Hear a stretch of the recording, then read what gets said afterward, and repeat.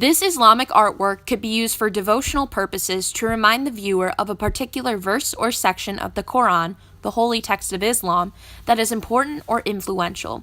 Some identifiable theological notions of this piece are that the Quran is considered to be the actual word of Allah, and therefore it is extremely important and needs to be revered. The artist of this piece most likely wrote down the verse instead of depicting it with pictures because it is considered a sin to depict Allah with a face. This is a Buddhist sculpture. It could be used as an inspiring image for those trying to reach enlightenment by reminding people how Buddha achieved nirvana and that he did it by meditating. Theological notions of this piece is the position in which Buddha is sitting because that's how he supposedly reached enlightenment, and that he is sitting on a lotus flower known as the padam, which they consider a symbol of purity. This artwork of the Hinduism religion is a depiction of Shiva, who is fighting and keeping away a demon from an island. The religious significance is that the essence of God is in everything to exist, as Shiva created the world and put himself into everything he put on the earth. And this shows that everything is connected.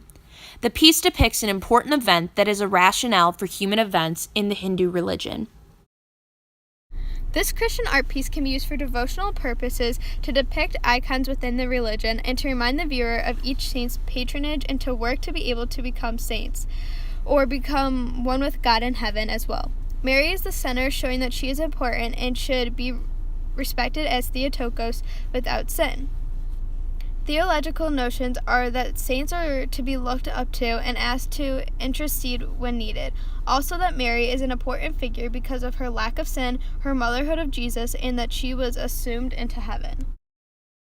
A common thread throughout all the pieces is that they are meant to inspire and remind the viewer of the notions and reverence of each religion. Hinduism and Buddhism show important events in their religions that followers should remember or want to see for their own eyes instead of just through stories or holy texts. In Islam and Christianity, we see important ideas or notions that aren't necessarily evident right away when the viewer looks at the piece.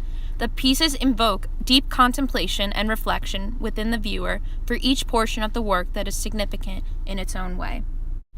Studying art of different religions can lead to dialogue between those faced because parallels can be drawn and similarities in styles or stories can be seen right away.